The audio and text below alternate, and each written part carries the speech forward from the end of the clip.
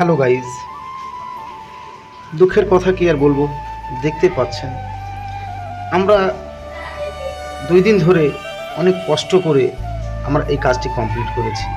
কারণ হাজারো ঝড় বৃষ্টি অতিক্রম করে আমাদেরকে এই কাজ কমপ্লিট করতে হয়, কারণ তাদের বিয়ের ডেট অনুযায়ী আমাদেরকে কাজ কমপ্লিট করতে হয়।